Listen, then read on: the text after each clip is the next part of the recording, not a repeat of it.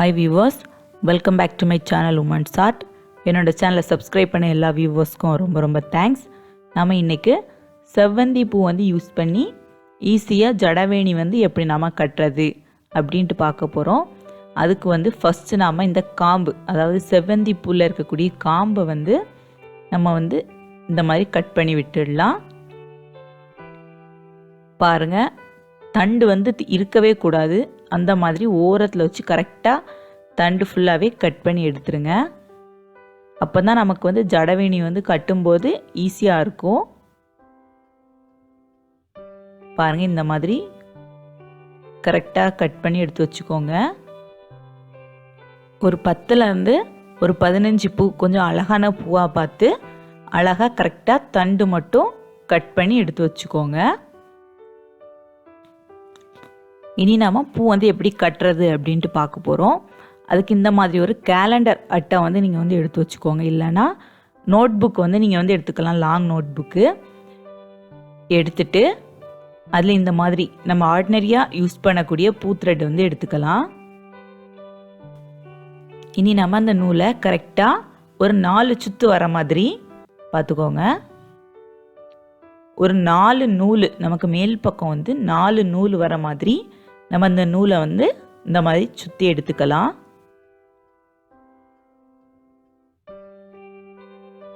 எடுத்துட்டு இந்த மாதிரி அதோட மேல் பக்கம் கரெக்டாக டைட்டாக, ரொம்ப டைட்டாகவும் இல்லை லூஸாகவும் இல்லாமல் கரெக்டாக நாட் போட்டு விட்டுருங்க.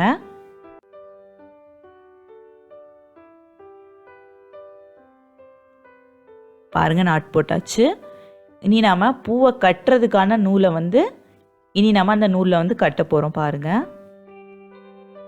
இந்த மாதிரி ஒரு சிங்கிள் நூலை எடுத்துட்டு சும்மா இந்த மாதிரி நாட் போட்டு விட்டுருங்க. நாட் போட்டு விட்டுட்டு எவ்வளோ லென்த்துக்கு நமக்கு வேணுமோ அவ்வளோ லென்த்துக்கு நம்ம நூல் கட் பண்ணி எடுத்துக்கலாம். எடுத்தாச்சு. இனி நாம் பூ வச்சு கட்ட ஆரம்பிக்கலாம்.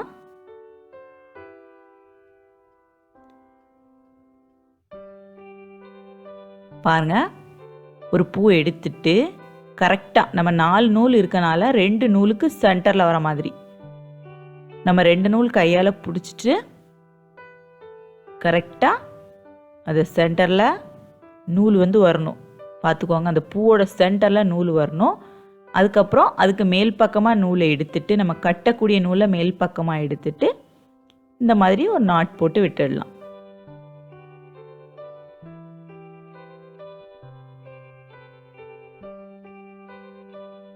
நம்ம பூ கட்டுறதுக்கு யூஸ் பண்ணக்கூடிய நூலும் அந்த பூக்க மேலே தான் வரணும்.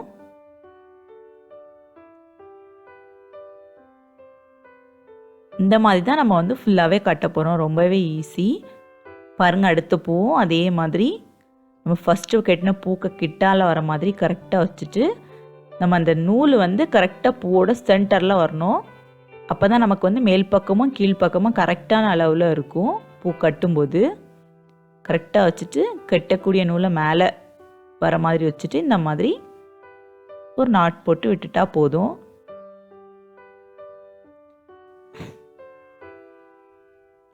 பாருங்கள், இந்த மெத்தடில் தான் நம்ம ஃபுல்லாகவே கட்ட போகிறோம்.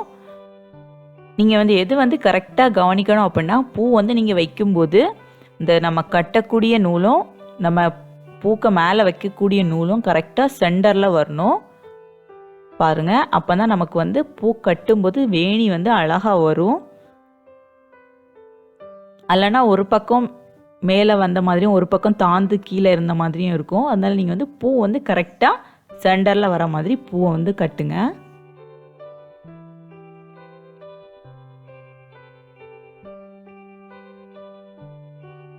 நமக்கு இந்த மாதிரி ஜடவேணி கட்டும்போது ஒரு 5 மினிட்ஸ் தான் ஆகும். நமக்கு ரொம்பவே ஈஸி, ஸ்பீடாக நம்ம கட்டிடலாம். நான் வீடியோங்கிறதுனால உங்களுக்கு நான் ஸ்லோவாக காமிக்கிறேன். இந்த மாதிரி நம்ம வரிசையாக பூவை வச்சு கட்டிகிட்டே இருக்கலாம். இந்த மாதிரி ஜடவேணி நம்ம ஸ்கூல் ஃபங்க்ஷனில் குழந்தைங்களுக்கு டான்ஸ் ஃபங்க்ஷன், ட்ராமா ஃபங்க்ஷன் எல்லாத்துக்குமே நம்ம இந்த மாதிரி வேணி கட்டி யூஸ் பண்ணிக்கலாம். கட்டுறதுக்கும் ரொம்ப ஈஸி.